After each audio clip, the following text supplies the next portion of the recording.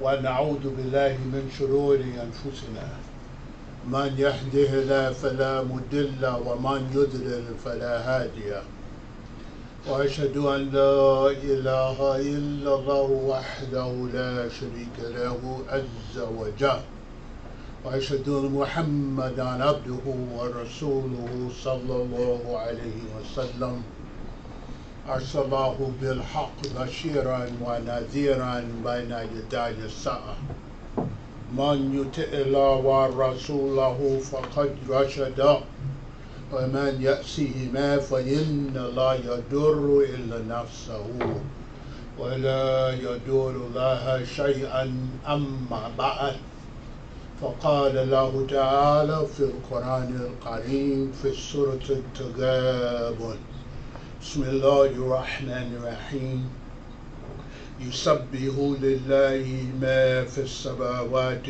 وما في الأرض له الملك وله الحمد وهو على كل شيء قدير هو الذي خلقكم فمنكم كافر ومنكم مؤمن والله بما تعملون بصير خلق السماوات والأرض بالحق وصوركم فأحسن صوركم وإليه المصير وصدق الله العظيم بارك الله لي ولكم في القرآن الكريم ونفعني وإياكم بالذكر الحكيم إنه هو جواد رؤوف رحيم. الآن هيا ترجم. I seek refuge in Allah from Satan, from Shaitan, the accursed devil. In the name of Allah, the merciful and compassionate, all praise is due to Allah.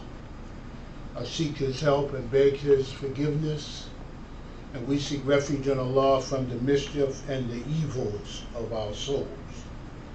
Whomsoever Allah guides, there is none who can lead that person astray, and whomsoever Allah finds in error, there is none to guide them. I bear witness that there is no God, no deity worthy of worship, except Almighty Allah, glory be to Him, who is one alone, unique, without partner or associate.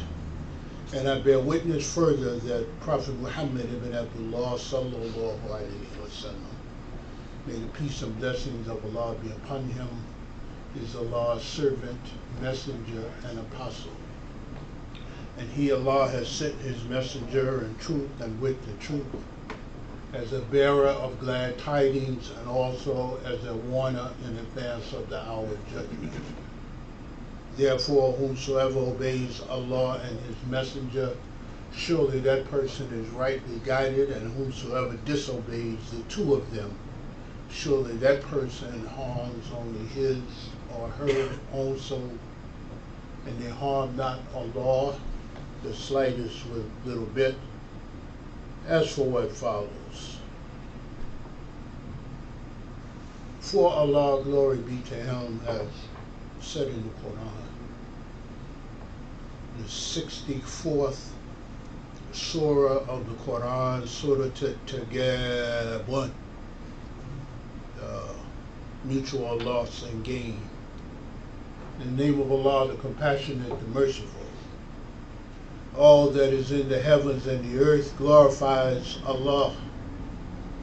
To Him belongs the kingdom, and to Him is due all praise, and He has power over all things. It is He who has created you, yet some of you are unbelievers and some are believers. Allah is observant of all your actions.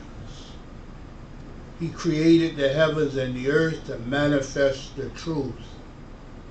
He shaped you and shaped you well, and to Him you shall all return. And surely Allah has spoken the truth. O you who believe, Allah Tabaraka wa Ta'ala, in His book, in His speech, is the best of instructors, the best of informers, the best of reminders. And in his declaration in the Quran, he attests to his glory and his magnificence and his power. And in so doing, he reminds us not only that he created us. I don't think there are any of us who are not mindful of the fact that we have been created by Allah. But he says further, فَمِنْكُمْ كَافِرُونَ وَمِنْكُمْ مُؤْمِنٌ وَاللَّهُ بِمَا تَعْمَلُونَ بَصِيرٌ. It is He, Allah, who has created you. Yet some of you are unbelievers and some are believers. And Allah is observant of all your actions. Dear brothers and sisters, I want to encourage you and myself to look at mankind and to look at yourselves, and to be mindful of the fact that there are people who believe and people who don't believe. People who, no matter what you say to them, no matter what they read, no matter what they witness, will never believe.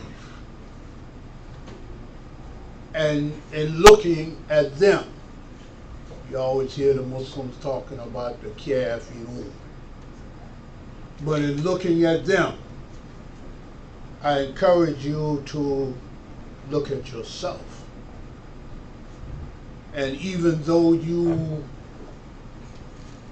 may be of those who are believers, or are of those who are believers, beware of flashes and degrees and whispers of unbelief that may dart in and out of your heart or in and out of your consciousness.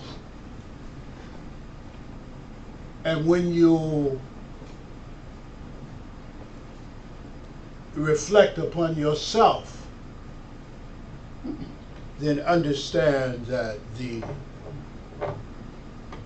cure for that sickness, or the preventative measure for you to guard your heart, guard your faith, is intentional worship. Intentional, purposeful worship and living worshipful lives. There is a hadith that's narrated by Umar ibn al-Khattab radiallahu anhu. It's a well-known hadith in which he says, "Innamal a'mal binniyah." Surely, he said, everyone shall have what they intend, what they do purposefully, what they do with mindfulness.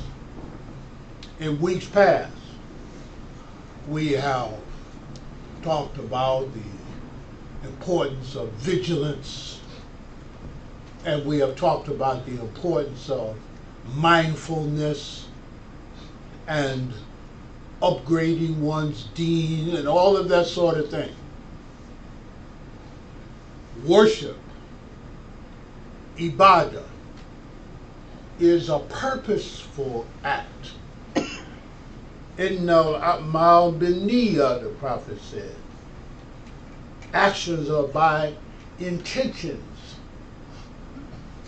You cannot worship accidentally. Worship must be the result of focus and will and purpose. Each time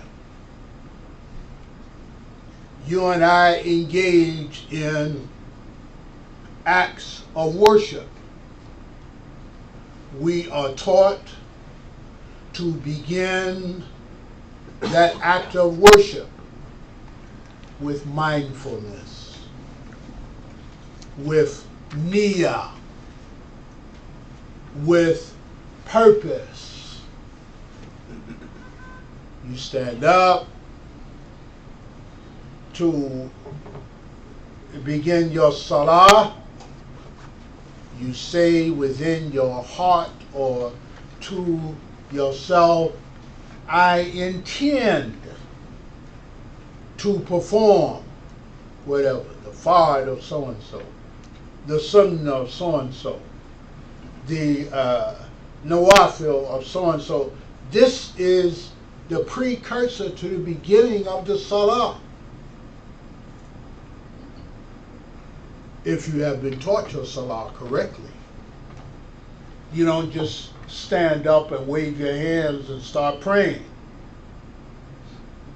If you are about to pay zakah or to fast during the month of Ramadan or to make the Hajj, each one of those acts of worship begins with a niyyah, with an expression of purposefulness. Why do you remind us of this, Imam Talib? I'm reminding you and reminding myself because there is a great fear that I have for us. And that fear is that too many of us who are Muslim, does not matter where you were born. You could be born in America, you could be born overseas. Does not matter whether you're born in a Muslim country or not.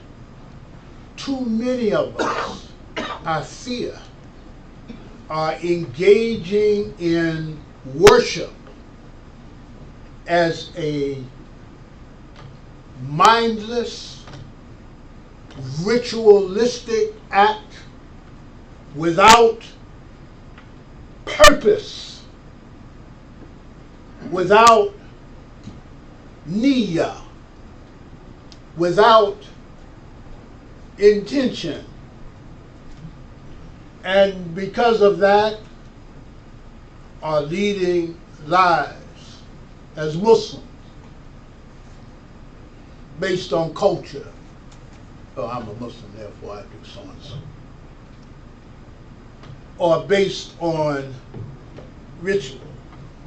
Hey, what are you doing there? I don't know, this is how we do it. Why do you do it? I don't know, this is how we do it. And in this day and time, surely, in this place, surely, in this world, surely, a lack of focus and intention will put you in danger. You will be in danger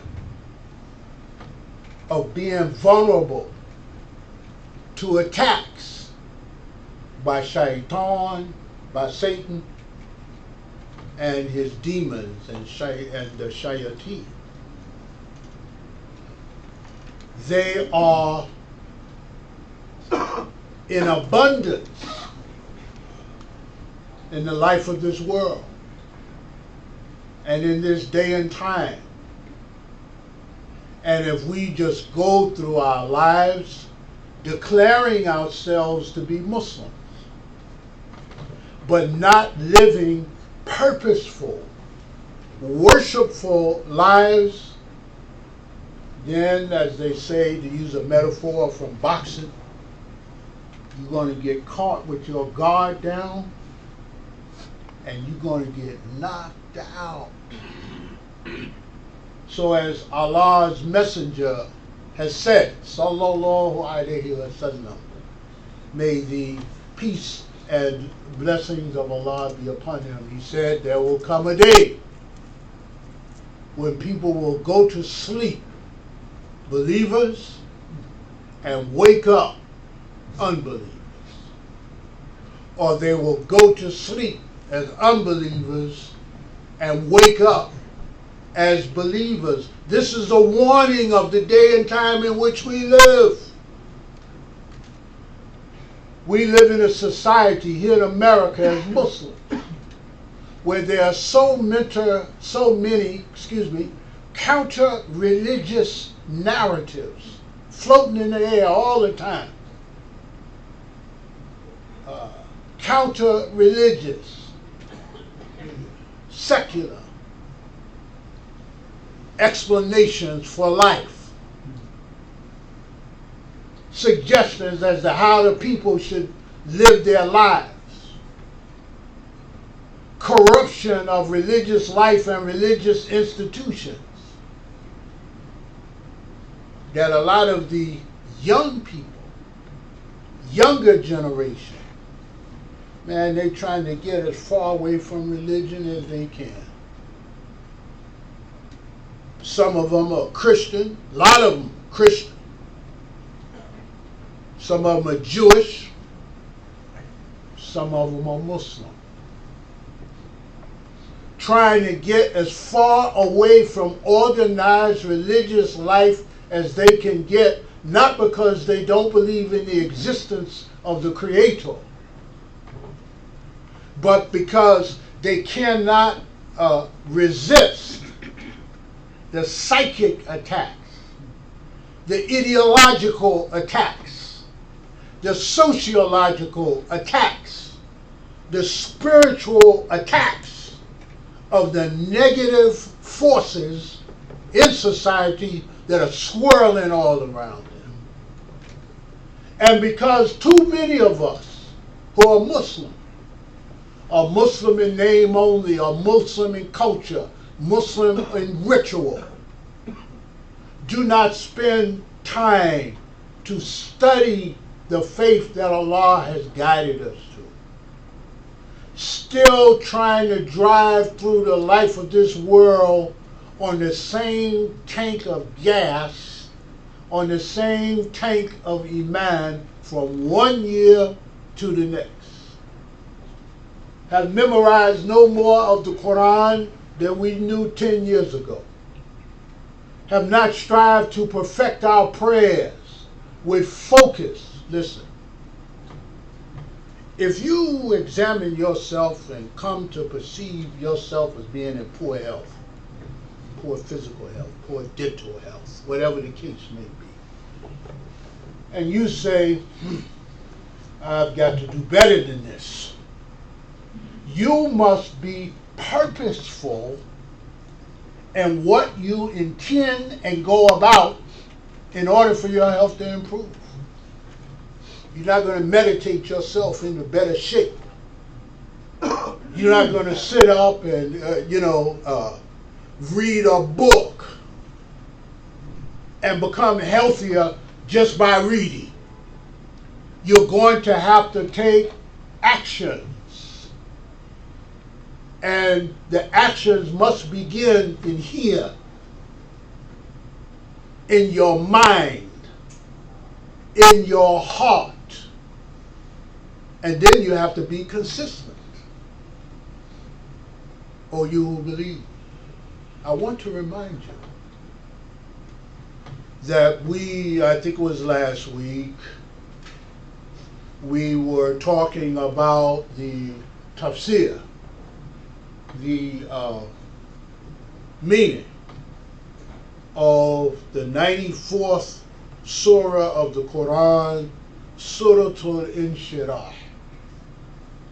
in which Allah, glory be to Him, is talking to His Messenger sallallahu alaihi wasallam and challenges him with the words Bismillahir Rahmanir Rahim, Alam nasrah laka sadrak wa wada'na anka wizrak alladhi yankada zakrak wa rafa'na laka dhikrak. Allah says to him, O Prophet, in the name of Allah, the compassionate, the merciful God, O Prophet, have we not expanded your sadr for you and relieved you of the burden which weighed down your back and lifted up your faith? This is Allah talking to the Prophet alayhi salam wa salat, reminding him of the experience that he was going through as a prophet and messenger of Allah. And when Allah asked, have we not expanded your sadr? Alam nasrah laka sadra. The sadr, in English we say, your chest cavity. But what's in your chest cavity? Your lungs and your heart.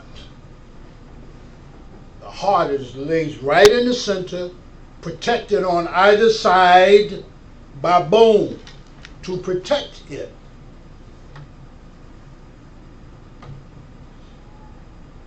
Expansion of the heart, expansion of the breast is Allah's way of saying, have we not increased your awareness? Have we not increased your understanding, your knowledge, your wisdom? Expanded your mind beyond where it was? And I ask you, has not Allah done the same for you and I? Are you not in possession of an expanded heart from where you used to be? Some of you have climbed up from the depths of darkness in order to practice the degree of Islam that you're practicing now. Some live lives of addiction,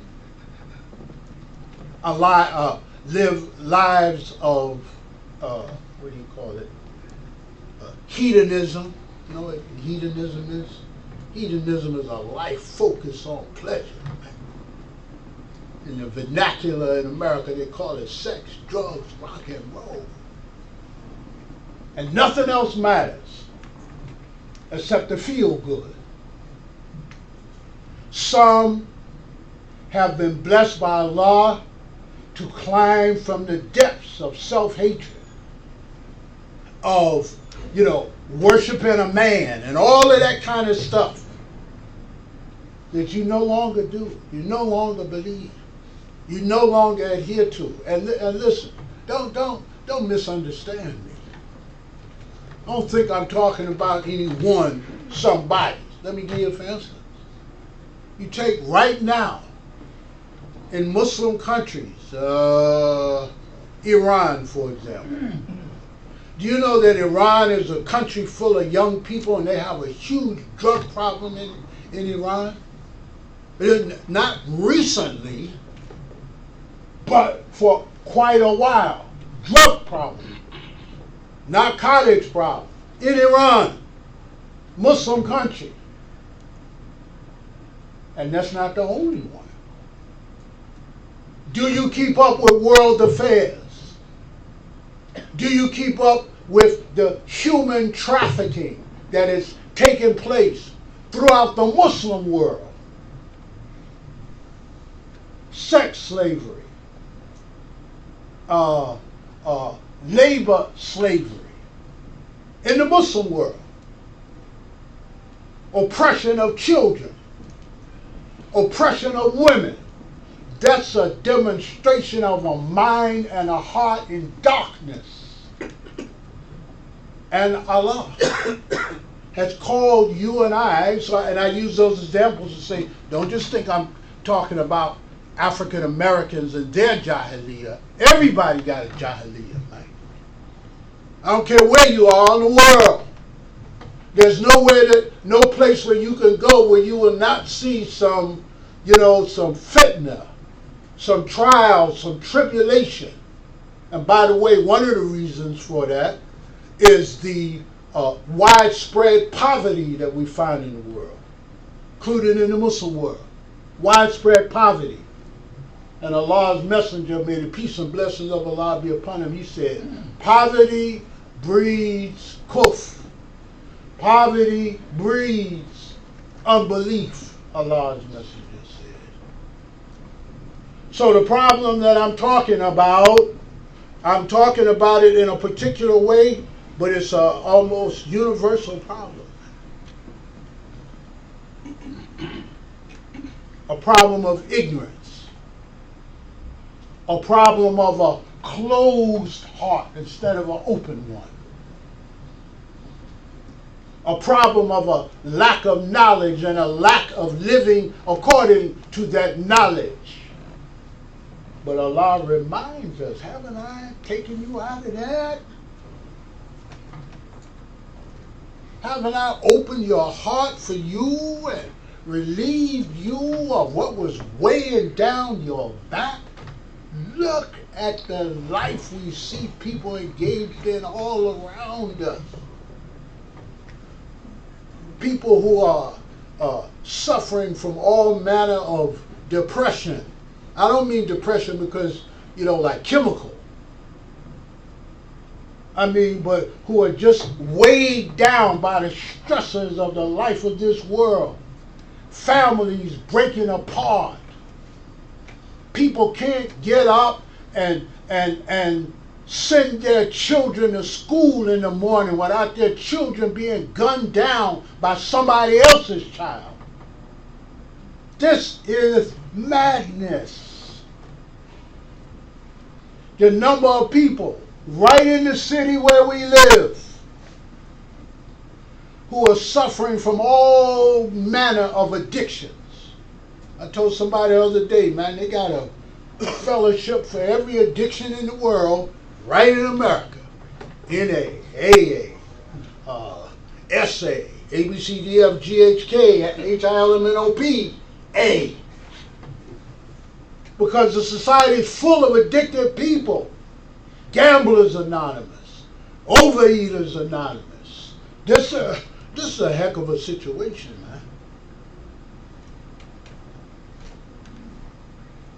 man. So Allah Tabaraka wa Ta'ala has called us to a better life, to a higher life. But you must engage in purposeful worship. You're not going to escape stressors or cope with the stressors being ritualistic, man. You got to know what you're doing. And you got to do it with purpose. No, Allah has said, I got to pray these 5 prayers a day. Let me be purposeful about this. And get my salah in by any means necessary.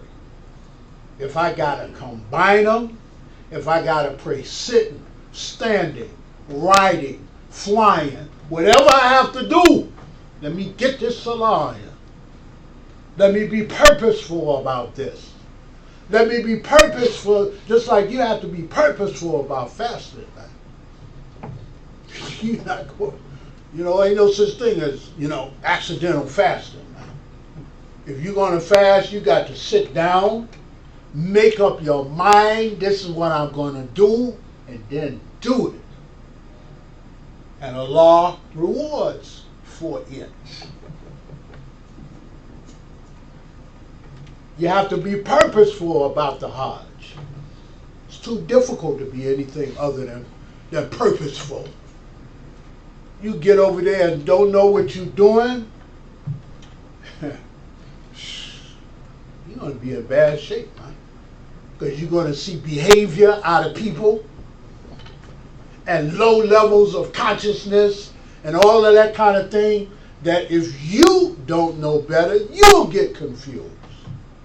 You'll be saying, man, I don't want to, this is what the religion is about, man. I don't want to have nothing to do. No, you have to be knowledgeable and purposeful to say, oh, may Allah have mercy on you.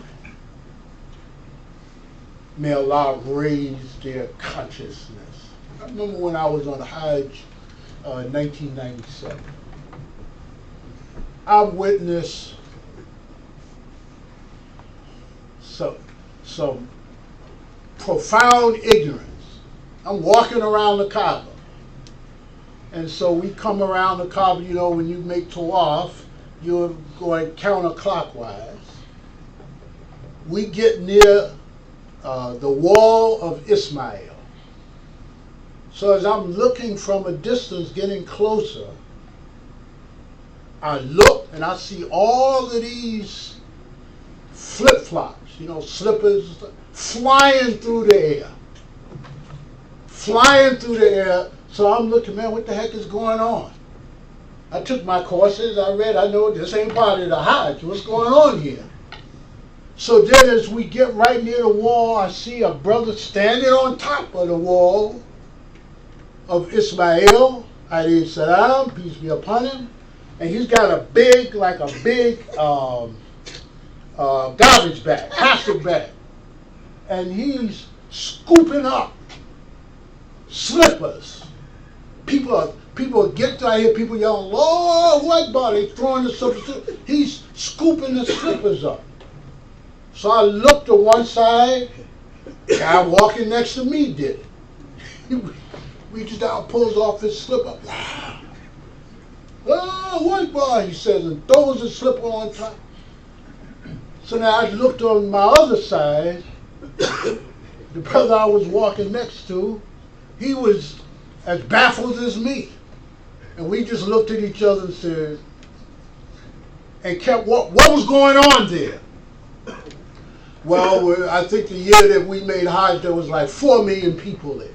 4 million people on Hajj. It's very crowded. And most people would like to be able to get near the wall of Ismail, you know, kind of get in close, make 2 rakahs behind it and keep moving. But it was so crowded, they couldn't do it. So some of them decided, well, I can't get closer. I'm going to throw my slipper up there. Now, I can see somebody that don't know what Islam is about walking on that Hajj saying, listen, man, you're going to Hajj next year? Yeah, I'm going. Well, make sure when you get near the wall of Ismail that you take off your slipper, you know, take it off with your right hand, say, go make wudu. Go make wudu, it's all right. It's all right. Make sure when you get near the wall of Ismail, you take off your slipper, throw it with your right hand and say, Allah, I can see somebody passing on that type of ignorance. And if you don't know any better, you'll be saying, man, this is some crazy stuff. I don't want to have nothing to do with this. We have to be knowledgeable. And we have to practice what we know, because you cannot practice what you don't know. Oh, you who worship Allah, think about these things. Because we're living in an environment where practicing things and doing things without knowing what you're doing and how it's supposed to be done, and without being purposeful about it, will get you in serious trouble. Oh, you who believe, reflect on this, will you, please? Because if our practice is minimal, then it will wane with each generation. You're not dutiful about your salah, purposeful about your fasting, and you just doing some, you know, going through the motions, then your children or your children's children won't understand why What you doing that for? What? Then they won't do it. And by the time you get down 1 or 2 generations, there'll be no Islamic practice, man, in your family, in your community. Because people say, oh man, well that don't make sense. Yeah, I'm not going to do that. And so we'll have eventually a generation of Muslims in name only. There are many of you who have come here from other countries. And you come to America because you want a better way of life. You immigrate to America. You know, like they have a narrative going on. You hear it around in the society all the time. The Muslims in Muslim countries hate America. You know, every time they arrest some demented person trying to engage in an act of violent extremism, the people in government, they start their narrative all over again. There are people who hate us, and people who hate our way of life. Man, you must be kidding. Muslims are migrating to the West generally, and America in particular, in such large numbers. This has never been seen in history, man. And they get into America by any means necessary. Not to tear it down, but to live their life. They flying here, swimming here, crawling across the border. Whatever they can do, they doing it to get here. Because they see the life as being superior to wherever they're coming from. But then they get here, start working 2 and 3 jobs, start partaking of the creature comforts, and, you know what I mean, chasing after the dollar. And while they're out chasing the dollar, their sons and daughters are running the street. Don't take my word for it, just look right around in Harlem. Look right around in Harlem. Go out to Rikers Island, and you'll see the sons, more so than daughters, but mostly sons of Muslims locked up in Rikers Island. And they might be Arab, they might be African, they might be Bangladeshi, it might be Pakistani, but they're locked up on Rikers Island for the same behavior that other people are locked up there for, in spite of who their parents were. Why? Because they've gotten caught up, just like the rest of the youth. I remember once when I was much younger, I'm listening to a khutbah from Sheikh Allama Tawfiq, our founding Imam, Rahmatullah alayhi, may Allah have mercy on him. And he spoke about something that I just saw the other day on Planet Earth. You know, I'm watching Planet Earth. This is what they showed. They showed some creatures in the wild. In this case it was lions, but it could have been a lot. Who lived in an area where trappers would lay, traps and whatnot to catch them. And they showed the parent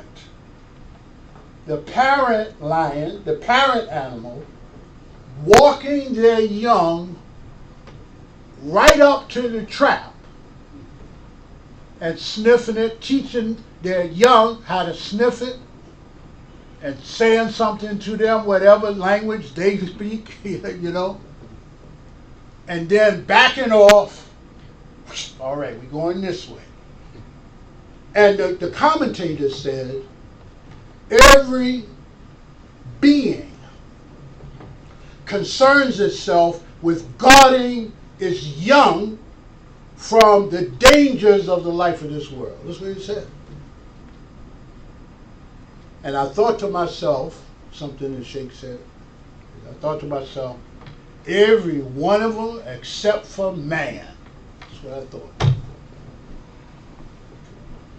Every one of them except for man, the human being. Or maybe we do try to teach our young and they figure they know better than us, so they go off and do it anyway. In spite of us saying, listen, this is a trap. See these narcotics over there? That's a trap. Don't go for that. You see this fast money over here? It's a trap. Don't go for it. You'll end up dead, or you'll end up with a bullet in your back, or you'll end up with this and that. You see these loose relations over here? It's a trap. You'll end up with broken homes and babies out of wedlock and all of that sort of thing. These are traps, my son. These are traps, my daughter. Avoid them. O you who worship Allah, strive to expand your heart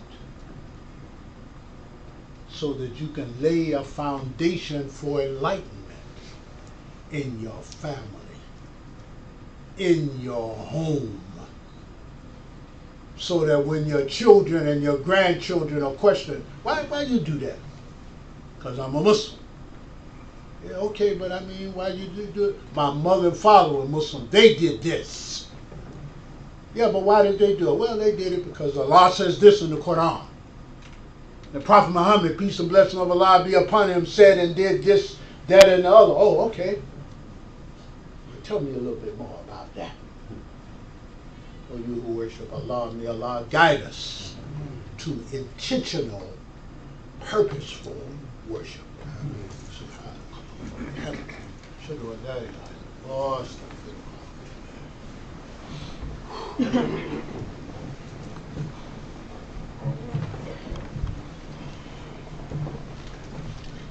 أعوذ بالله من الشيطان الرجيم.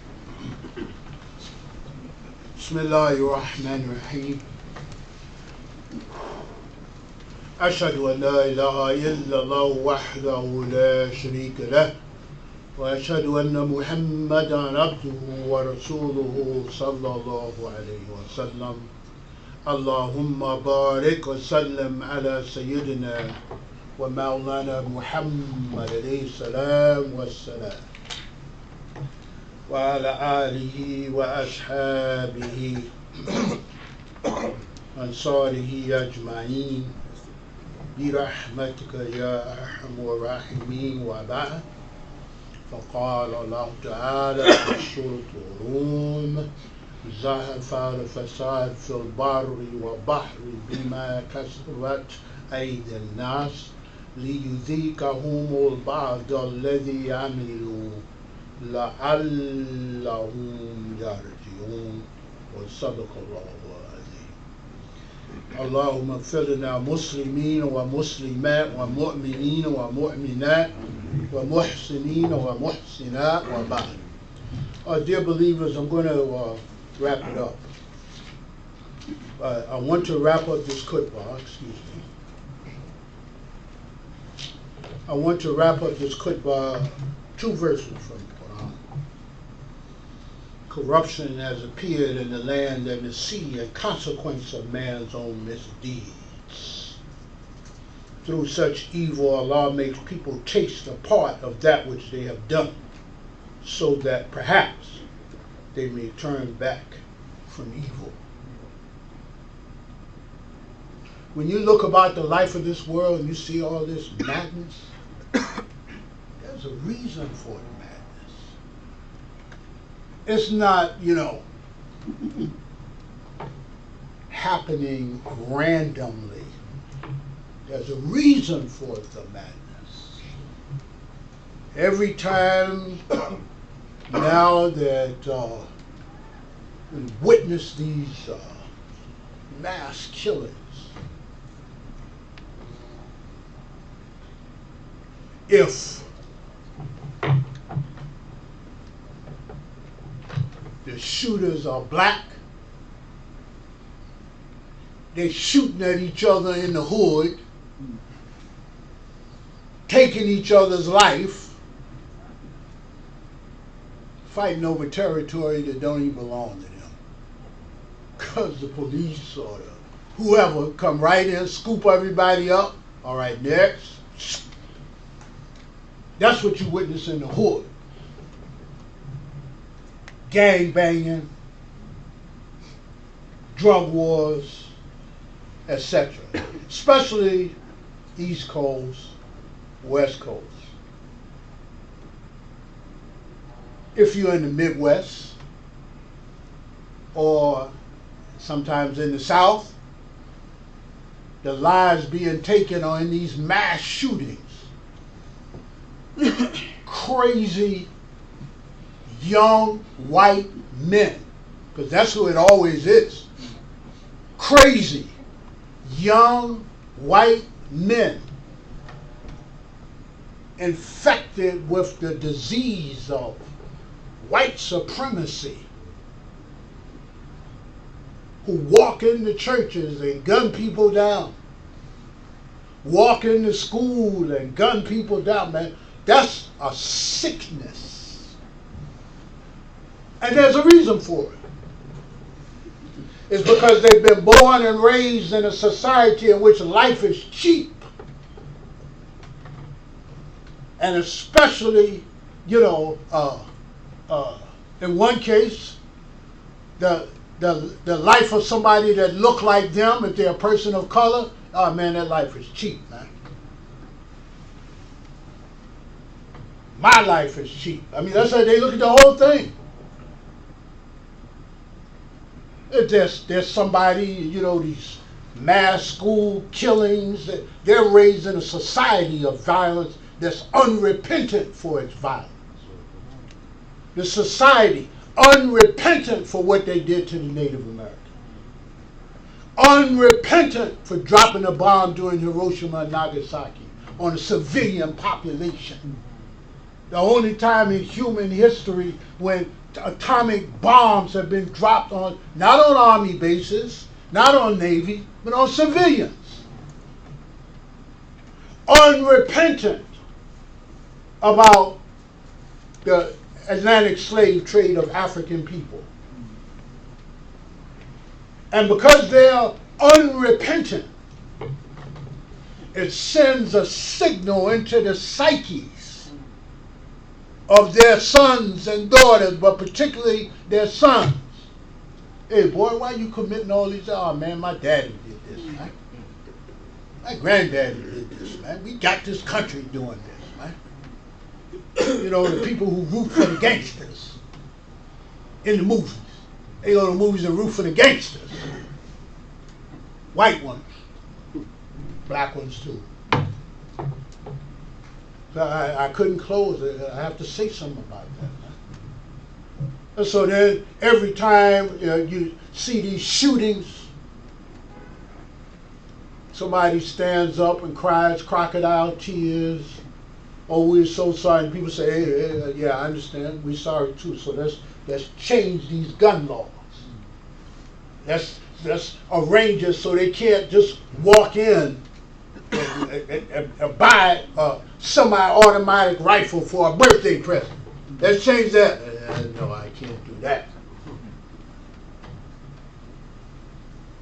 President Trump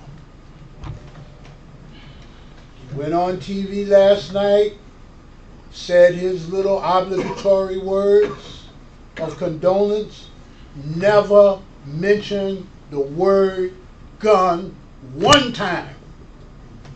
Not once. Why? Because I don't want to get into that one.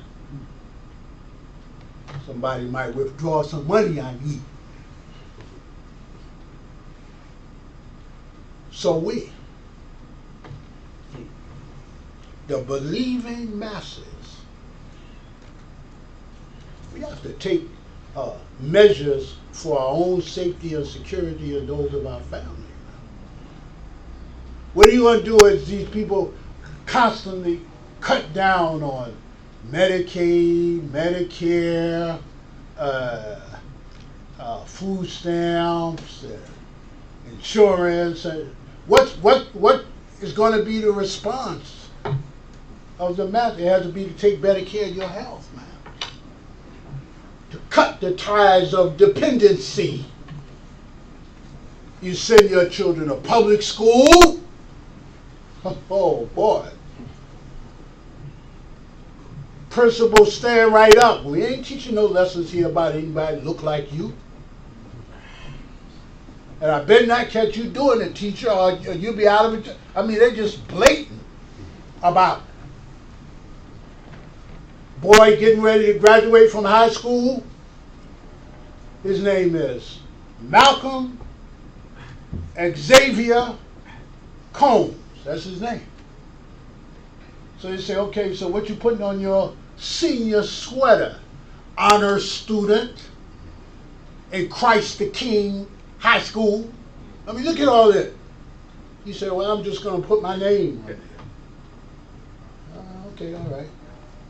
Hey, boy, what you doing with Malcolm X on there? That's my name.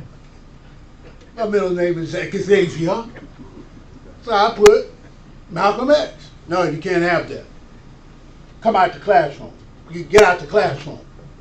Somebody going to be offended. These are all signs of what you keep sending your children to public school instead of making the sacrifices necessary to ensure a quality education for your children. That's what you're going to get. So remember this. And lastly, purposeful worship. Purposeful worship includes giving. You've heard me say many times, Allah says in the Quran, وَأَقِيمُوا الصَّلَاةَ وَآتُوا الزَّكَاةَ, and establish the salah, the prayer, and pay the charity. Don't get lax about that. Past couple of weeks, I've been watching this assistant imam. He comes up after I finish the khutbah. He makes the appeal, and we've got. And he says, listen, we're trying to collect $10 per able-bodied man coming into Juma. Before you go out and buy your $200 sneakers, before you go to AMC to see Black Panther, before you do all of that, reach in your pocket and pull out $10 and put it purposefully, with intention, into the Sadaqah basket. Past couple of weeks, I'm watching our brothers lapsing back into ritualistic giving. Oh, okay, let me throw $1 in there. Go get somebody else most of my money. No, you have to be purposeful about this. You have to say, this is worship.